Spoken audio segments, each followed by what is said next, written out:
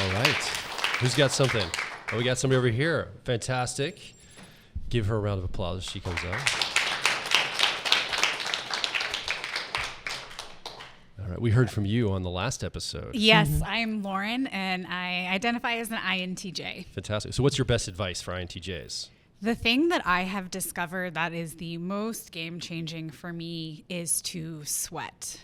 To physically sweat? Yes, like exercise, and it can't be subtle things. It can't be the soft martial arts like Tai Chi or yoga or breath work. I have realized that regular exercise where I get out of breath burns off so much of the mental energy that gets me in the analysis paralysis and the over planning. But I've also realized that getting into my body is the pathway to accessing other dimensions as well.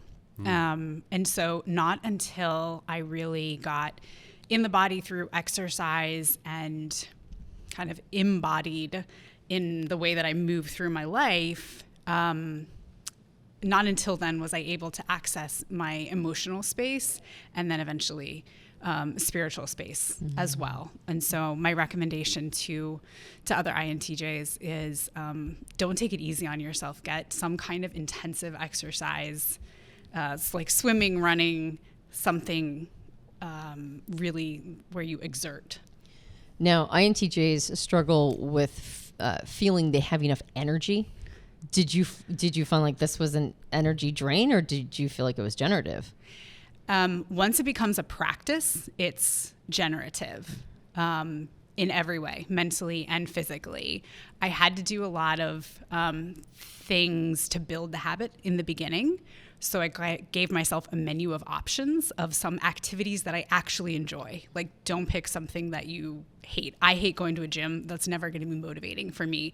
I love being outside in nature. So build in, design things that are in a context that you enjoy. And I give myself kind of a lower energy activity, a medium, and a high. So I have to show up. I have to kind of do the time, but I give myself a little bit of choice to scale that or to calibrate that depending on how I'm feeling for the day. But after a while, it became like I crave it, can't live without it, because I know it's the pathway to my best self. So push yourself, sweat, but you don't have to like suffer. You don't have to be like, I have to do this in a context that I hate. Exactly. And I highly recommend James Clear's book, Atomic Habits. I think he's also an INTJ, and he talks a lot about how to on-ramp habits so that they're sustainable. And yeah.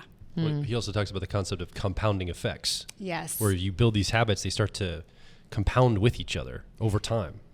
So, you know, I said don't do something you hate, but also realize that you're not going to love it. You're not going to have the benefits until you let them compound over time, but it's so worth it. Yeah. Awesome. That's great advice. Thank you, Lauren. Thank you very much. Yeah. Give her a hand.